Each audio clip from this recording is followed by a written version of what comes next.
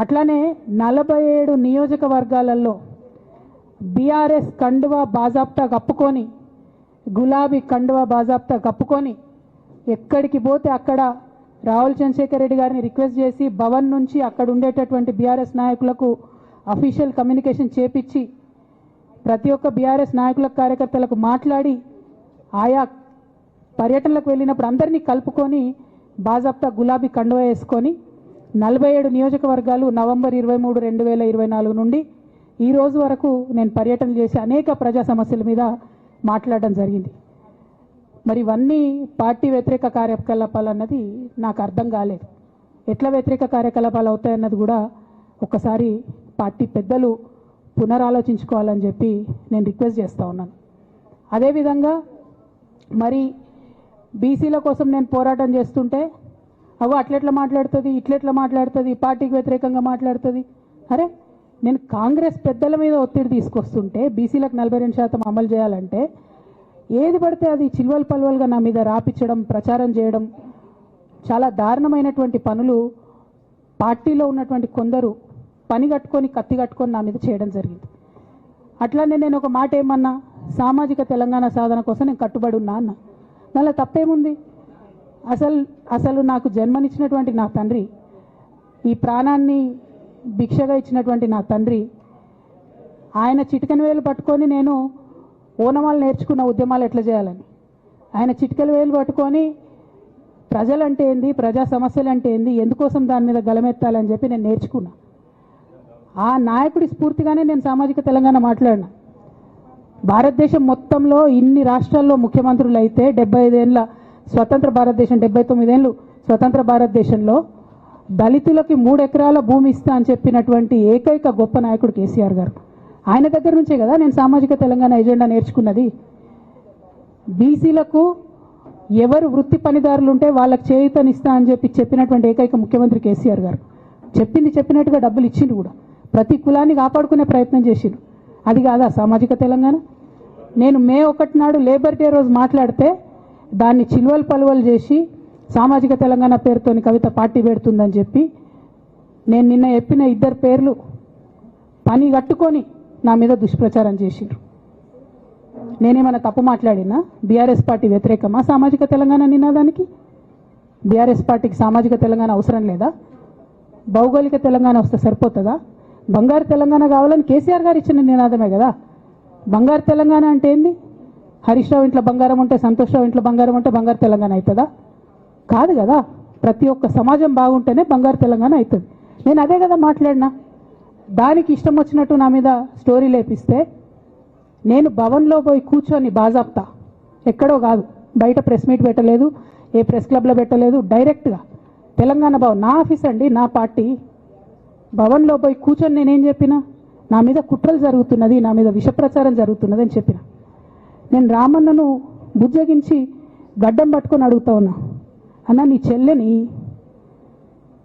ఒక మహిళా ఎమ్మెల్సీని మన పార్టీ ఆఫీస్లో కూర్చొని నా మీద కుట్రలు జరుగుతున్నాయని నేనంటే మీరు వర్కింగ్ ప్రెసిడెంట్గా ఉన్నారన్న, ఫోన్ చేయరా అన్న నాకు? ఏమైంది బేటా, ఎందుకు బాధపడుతున్నావు అని ఫోన్ చేయరా? ఇది ఎప్పుడు జరిగిన ఇన్సిడెంటు? లేక లీక్ కాకముందు, నేను నా కొడుకు గ్రాడ్యుయేషన్కి అమెరికా పోకముందు, అంతకుముందే. మరి మీరు వర్కింగ్ ప్రెసిడెంట్ కదన్నా, నేను పార్టీ ఎమ్మెల్సీని కదా. చెల్లెలు అన్న బంధుత్వాలు పక్కన పెడదాం ఒక్క నిమిషం. ప్రొఫెషనల్ సెటప్లో ఒక పొలిటికల్ పార్టీలో ఒక మహిళా ఎమ్మెల్సీ భవన్లో కూర్చొని నా మీద కుట్రలు జరుగుతున్నాయంటే మీరు మాట్లాడినరా అన్న? 103 రోజులు అయిపోయిందన్న ఇయ్యాలటికి, ఒక్క మాట మాట్లాడినరా? కేసీఆర్ గారు దగ్గర నుంచి కమ్యూనికేషన్ రావాలని నేను ఎక్స్పెక్ట్ చేయలే. వారు పెద్దవారు, వారికి అనేకమైన పనులు ఉంటాయి. మొత్తం పార్టీని ఇప్పుడు పునర్నిర్మించుకోవాల్సిన అవసరం ఉంది. తెలంగాణకు జరుగుతున్నటువంటి అన్యాయాన్ని వారు ఎప్పటికప్పుడు దిశానిర్దేశం చేయాల్సిన అవసరం ఉంది. కానీ వర్కింగ్ ప్రెసిడెంట్ గారి దగ్గర నుంచి ఫోన్ రాకపోవడం మాత్రం ఒక మాట అనిపించింది నాకు. నేను కేసీఆర్ గారి బిడ్డను, నేను కూర్చొని ప్రెస్ మీట్ పెడితేనే రెస్పాన్స్ రాలేదంటే మరి ఇంకో మామూలు మహిళా కార్యకర్తకు బీఆర్ఎస్ పార్టీలో మన అన్యాయం జరిగితే రెస్పాన్స్ వస్తుందా? నాకైతే అనిపించలేదు. వస్తుందేమో నాకు తెలియదు. కానీ నేను ఒక మాటకు నాకు సంతోషం అనిపించింది. నాకు నోటీస్ రాగానే అక్కడ మహిళా ఎమ్మెల్సీలు కూర్చొని, మహిళలందరినీ కూర్చొని, ఫస్ట్ టైం అనుకుంటా భవన్లో 5 మహిళలు కూర్చొని ఇండిపెండెంట్గా ప్రెస్ మీట్ మాట్లాడింది. చాలా సంతోషం. ఇటువంటి అంతర్గత ప్రజాస్వామ్యం రావాలనే నేను కోరుకున్నా. మహిళలకు, ఎస్సీలకు, ఎస్టీలకు, బహుజనులకు కోటరీల అడ్డంకులు లేకుండా యాక్సెస్ రావాలి. అది మైక్కి యాక్సెస్ రావాలి, బాస్కి యాక్సెస్ రావాలనే నేను అనుకున్నా. అది జరిగింది, చాలా సంతోషం. నన్ను సస్పెండ్ చేసినాక అయినా పర్లేదు, కానీ జరిగింది. నిన్న మహిళలందరూ కూర్చొని మాట్లాడారు. నేనేమంటున్నా అంటే కేసీఆర్ గారు, కేటీఆర్ గారు, నేను, మా కుటుంబం, మాది రక్త సంబంధం. పదవులు పోతేనో పార్టీలకు వెళ్ళి సస్పెండ్ చేస్తేనో పోయేటటువంటి బంధం కాదు. కానీ ఎవరైతే వెస్టెడ్ ఇంట్రెస్ట్ ఉన్న పార్టీలు ఉంటారో, పార్టీలో ఉండి కేవలం డబ్బు సంపాదించుకోవాలనేటటువంటి ఒక ఆలోచనతో, వ్యక్తిగత లబ్ధి పొందాలనేటటువంటి ఆలోచనతో ఉన్నటువంటి వ్యక్తులు, వాళ్ళకి కావాల్సింది ఏంది? మేము ముగ్గురం కలిసి ఉండొద్దు, మా కుటుంబం బాగుండొద్దు, మా కుటుంబం విచ్ఛిన్నమైతేనే వాళ్ళకి అధికారం వస్తుంది. దాంట్లో భాగంగా ఇవాళ మొదటి స్టెప్పు నన్ను బయటేసిరు పార్టీలకు వెళ్ళి. అది ఇక్కడితో ఆగదు.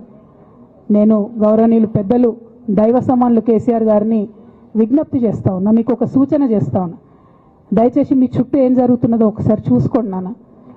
నన్ను ఇవాళ బయటకు పంపొచ్చు, నేను మీలాగా స్ట్రేట్ ఫార్వర్డ్ ఉంటా, నిజాలు మాట్లాడతా. నేను ఉద్యమం నేపథ్యం నుండి వచ్చిన కాబట్టి నాగ్గా, ఉన్నది లేనట్టుగా, లేనిది ఉన్నట్టుగా, మోసం చేయాలని చెప్పో ఇంకోటి చేయాలని చెప్పో మాట్లాడను. స్ట్రేట్ ఫార్వర్డ్గా ఇష్యూస్ మాట్లాడతా కాబట్టి నన్ను ఇలా బలి చేసిండ్రు, పర్వాలే. కానీ రేపటి నాడు ఇదే ప్రమాదం రామన్నకు కూడా పొంచుంది, రేపటి నాడు ఇదే ప్రమాదం మీకు కూడా పొంచుంది. అల్టిమేట్గా బీఆర్ఎస్ పార్టీని హస్తగతం చేసుకోవడానికి జరుగుతున్నటువంటి కుట్రలో భాగంగానే ఇవాళ నన్ను ఎలిమినేట్ చేయడం జరిగింది. నేను ఇవాళ ఓపెన్గా అడుగుతా ఉన్నాను, హరీష్ రావు గారికి నేను సూటి ప్రశ్న వేస్తున్నా, ఈ రాష్ట్ర ముఖ్యమంత్రి రేవంత్ రెడ్డి గారు కూడా నేను సూటి ప్రశ్న వేస్తున్నా. నా మీద కుట్రలు ఎప్పటి నుండి ప్రారంభమైనాయి? ఎప్పుడైతే హరీష్ రావు గారు, రేవంత్ రెడ్డి గారు ఒకే ఫ్లైట్లో హైదరాబాద్ నుండి ఢిల్లీకో, ఢిల్లీ నుండి హైదరాబాద్లో ఒకే ఫ్లైట్లో వాళ్ళిద్దరు ప్రయాణం చేసి వచ్చినప్పుడు హరీష్ రావు గారు రేవంత్ రెడ్డి గారు కాలు పట్టుకొని సరెండర్ అయినాక ఈ కుట్రలు స్టార్ట్ అయినాయి, నా మీద ఈ స్టోరీలు స్టార్ట్ అయినాయి, మా కుటుంబాన్ని విడగొట్టాలనేటటువంటి కుట్ర స్టార్ట్ అయింది. నేను ఛాలెంజ్ చేస్తా ఉన్నా, రేవంత్ రెడ్డి గారు మీరు చెప్పండి, ఆ ప్రయాణం జరిగిందా జరగలేదా? హరీష్ రావు గారు మీరు చెప్పండి, ఒకే ఫ్లైట్లో మీరు రేవంత్ రెడ్డి గారితో కలిసి వచ్చిండ్రా రాలేదా? ఆ తర్వాత నుండే నా మీద ఈ కుట్రలు జరుగుతున్నాయా లేదా? సరెండర్ అయింది మీరు. ప్రతి ఒక్క విషయంలో దాదాపు ఒక 7-8 ఇష్యూస్ ఉన్నాయి, ఇన్సిడెంట్స్ ఉన్నాయండి. అఫీషియల్ పిఆర్ఓ ట్వీట్ చేస్తాడు, Congress party official PRO tweet చేస్తాడు, ముఖ్యమంత్రి గారు పిఆర్ఓ, ఈ పాల వ్యాపారంలో అవినీతి జరిగిందని. తెల్లారి 2-3 పేపర్లలో వస్తుంది, 3వ రోజుకి మాయమైపోతుంది. అదే కేటీఆర్ గారినేమో 3 సార్లు విచారణ పేరుతో పిలిచి వేధిస్తారు. అంటే కేసీఆర్ కుటుంబం నికార్స్గా బరిగీసుకొని కాంగ్రెస్ పార్టీతో రేవంత్ రెడ్డితో కొట్లాడుతున్నాం కాబట్టి మా మీదనేమో కుట్రలు జరుగుతాయి, మా మీదనేమో కేసులు పెడతారు. మీ మాత్రం 1 or 2 days హెడ్లైన్స్ వస్తే తర్వాత న్యూస్ గాయబవుతుంది. ఎన్ని జరగలే చెప్పండి హరీష్ రావు గారి విషయంలో? ఫస్ట్ పాల వ్యాపారం మీద ఏమొచ్చినాయి ఆరోపణలు? ఆనాడు ఇంజనీరు ప్రపంచం పట్ల అవగాహన ఉన్నవాళ్ళు ఈరోజు మన ప్రాంతంలో ప్రాతినిధ్యం వహిస్తున్నారు. అందుకే మీరు కూర్చోండి, అధికారులతో మాట్లాడండి. నేను అధికారులకు, ముఖ్యంగా కలెక్టర్లకు సూచన చేస్తున్నా, పరిశ్రమలు పెట్టాలంటే భూమి కావాలి. ఎక్కడెక్కడ భూమి అందుబాటులో ఉందో ఆ భూముల యొక్క అందుబాటును నాకు పంపించండి. ఏ పరిశ్రమ వచ్చినా మొట్టమొదట పాలమూరు జిల్లాలోనే పెట్టేటందుకు నేను వాటిని పంపిస్తాను. కుర్చీలో కూర్చున్నది మీ వాడు, మీ సోదరుడు. ఏ వచ్చినా మొదటి ముద్ద పాలమూరు జిల్లాకే పెడతాను. ఇది నా బాధ్యత, నా నైతిక ధర్మము. అది చిన్నదా పెద్దదా కాదు, ఏదైనా మొదటి ముద్ద పాలమూరు బిడ్డలకు పెట్టాల్సిన బాధ్యత నా మీద ఉన్నది. ఎవరు ఏమనుకున్నా అన్ని పాలమూరు జిల్లాకే తీసుకెళ్తున్నాడని మా మంత్రివర్గంలో మిగతా మంత్రులు అనుకున్నా పర్వాలేదు, ఖచ్చితంగా మన జిల్లాకే తెచ్చుకుంటాం. ఇవాళ మనం ఉన్నాం కాబట్టే 2 మంత్రులు, చైర్మన్లు ఇవాళ స్పోర్ట్స్కి కానీ ఇతర వాటికి మన జిల్లా నుంచి పొలిటికల్ రిప్రజెంటేషన్ దక్కింది. అందుకే మిత్రులారా, ఈ మంచి అవకాశాన్ని సద్వినియోగం చేసుకుందాం. ఇప్పుడు రాజకీయాల కోసమో ఇతర కారణాల చేత అభివృద్ధిని అడ్డుకుంటే మనకు మనమే మరణ శాసనం రాసుకున్న వాళ్ళం అయితము. రాజకీయాలు వస్తూ ఉంటాయి, పోతూ ఉంటాయి, చూస్తూనే ఉండరు కదా. ఒకప్పుడు ఏ పార్టీని బతకనియేమో, ఎవరు రాజకీయం కాదు కదా, నిద్రలో కూడా శాసనసభ్యులు అవుతామన్న ఆలోచన చెయ్యొద్దు అని ఆనాడు అక్రమ కేసులు పెట్టి ఎందరిని ఎంతమందిని జైళ్ళకు పంపించారు. ఇవాళ వాళ్ళే తన్నుకొని చేస్తున్నారు. ఒకరు కడుపులో కత్తులు పెట్టుకొని కౌగిలించుకుంటున్నారు. ఎవరు అక్కర్లేదు వాళ్ళని వాళ్ళే పొడుచుకుంటున్నారు. విపరీతమైన అవినీతి సొమ్ము వచ్చిన తర్వాత సొమ్ముల పంపకాలలో కుటుంబ పంచాయతీలు ఇవాళ కుటుంబంలోనే ఒకరు సహించుకోలేని పరిస్థితి. ఒకరి మీద ఒకరు యాసిడ్ దాడులు చేసుకోవాలని ఒకరిని ఇంకొకరు నవ్వుతూనే కడుపులో కత్తులు పెట్టుకొని కౌగిలించుకునే పరిస్థితులు ఈ రాష్ట్రంలో దాపురించినాయి. పాపం ఊరికే పోదు. పెద్దలు చెప్పిండ్రు, చేసుకున్న వాడికి చేసుకున్నంత మహానుభావ అని చెప్పిండ్రు. చేసిన పాపాలు ఎక్కడికి పోవు, ఖచ్చితంగా ఆ పాపాలు వెంటాడుతూనే ఉంటాయి. వాళ్ళు అనుభవించి తీరాల్సిందే. ఆయన వెనకాల ఈయన ఉన్నాడని, ఈయన వెనకాల ఆయన ఉన్నాడని నేను ఒక మాట చెప్పదలుచుకున్నాను. అంత చెత్తగాళ్ళ వెనకాల నేనెందుకు ఉంటానయా? నేను నాయకుడిని ఉంటే ముందుంటా, మా వాళ్ళకు తోడుకుంటా. వాళ్ళ కుటుంబాలు వాళ్ళు కత్తులతో పొడుచుకొని హరీష్ రావు, సంతోష్ రావు వెనకాల రేవంత్ రెడ్డి ఉన్నాడు అని ఒకరంటే, లేదు కల్వకుంట్ల కవిత గారు వెనకాల రేవంత్ రెడ్డి ఉన్నాడని. మీరంతా దిక్కుమాల్లో అని తెలంగాణ ప్రజలు బండకేసి కొడితే మీ వెనకాల ఎవడన్నా బుద్ధున్నోడు ఉంటాడా? అన్నం తినవాడు ఎవడన్నా మీతోని ఉంటాడా? నేను ఉండేది పాలమూరు జిల్లా 4 కోట్ల తెలంగాణ ప్రజల వెనుక ఉంటా, తోడుంటా, వాళ్ళ కోసం పని చేస్తా. నాకంత సమయం లేదు ఇంత పనికిమాలతో కలిసి, లేకపోతే వాళ్ళ మీకు మీరే పంపకాలలో వచ్చిన పంచాయతీలు మీరే పొడుచుకుంటారు. మేము చూస్తే చాలు. జరుగుతున్న పరిణామాలు అందరికీ తెలుసు. దయచేసి మీ వివాదంలోకి మీ కుటుంబ పంచాయతీలను, మీ కుల పంచాయతీలను మమ్మల్ని లాగకండి. మాకు ఎలాంటి ఆసక్తి లేదు. మిమ్మల్ని ఎప్పుడో ప్రజలు తిరస్కరించిండ్రు. మీరు కాలం చెల్లిన 1000 రూపాయల నోటు లాంటోళ్ళు. కాలగర్భంలో కలిసిపోతుంది ఆ పార్టీ. ఒకప్పుడు జనతా పార్టీ కూడా గొప్ప పేరుండే, కానీ జనతా పార్టీ కనుమరుగైంది. ఆ తర్వాత తెలుగుదేశం పార్టీ ఒక అద్భుతమైన పార్టీ, చాలామందికి అవకాశాలు కల్పించిన పార్టీ. కొంతమంది కుట్రల వల్ల ఆ పార్టీ కూడా ఈరోజు తెలంగాణలో ఒక సమస్యను ఎదుర్కొంటుంది. మరి ఇన్ని దుర్మార్గాలు చేసిన మీరు మాత్రం ఎట్లా మనుగడ సాధిస్తారు? ప్రకృతి అనేది ఉంటుంది, ఆ ప్రకృతి శిక్షిస్తుంది. అందులో మనకి ఎవరికి ఏమాత్రం ప్రమేయం లేదు. రాజకీయాల వైపు చూడకండి మిత్రులారా. పాలమూరు జిల్లాను అభివృద్ధి చేసుకుందాం. ఇరిగేషన్ అండ్ ఎడ్యుకేషనే my first priority. Irrigation and education వస్తే ఆటోమేటిక్గా ఎంప్లాయ్మెంట్ వస్తుంది. ఎంప్లాయ్మెంట్ వస్తే మనమే ఆదర్శంగా నిలబడతామని తెలియజేస్తూ మీ అందరి దగ్గర సెలవు తీసుకుంటున్న ధన్యవాదాలు మిత్రులారా.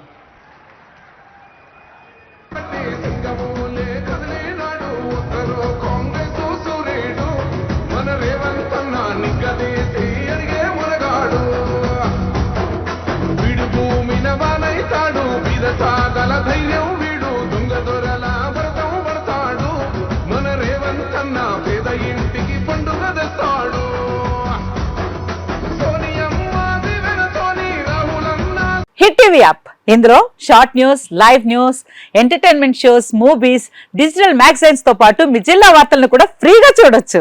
ఇంకెందుకు ఆలస్యం? వెంటనే హిట్ టీవీ యాప్ ని డౌన్లోడ్ చేసుకుని ఫ్రీగా ఎంటర్టైన్మెంట్ పొందండి. Hit TV app. Hit TV app. Please download hit TV app. Hit TV app ని ఫ్రీగా డౌన్లోడ్ చేసుకుని ఎంజాయ్ చేయండి. మీకు నచ్చిన ఎంటర్టైన్మెంట్ కోసం హిట్ టీవీ యాప్ ని ఫ్రీగా డౌన్లోడ్ చేసుకుని ఎంజాయ్ చేయండి. హిట్ టీవీ యాప్ ని డౌన్లోడ్ చేసుకుని ఆస్వాదించండి, ఆశీర్వదించండి. ఇంతమంది సెలబ్రిటీలు హిట్ టీవీ యాప్ ని డౌన్లోడ్ చేసుకోండి అని చెప్తున్నారంటే ఎంత మంచి యాప్ ఆలోచించండి. అమెరికా అమెరికాలో చదవాలనుకునే వాళ్ళకి విశ్వసనీయమైన పేరు మన శౌర్య కన్సల్టెన్సీ.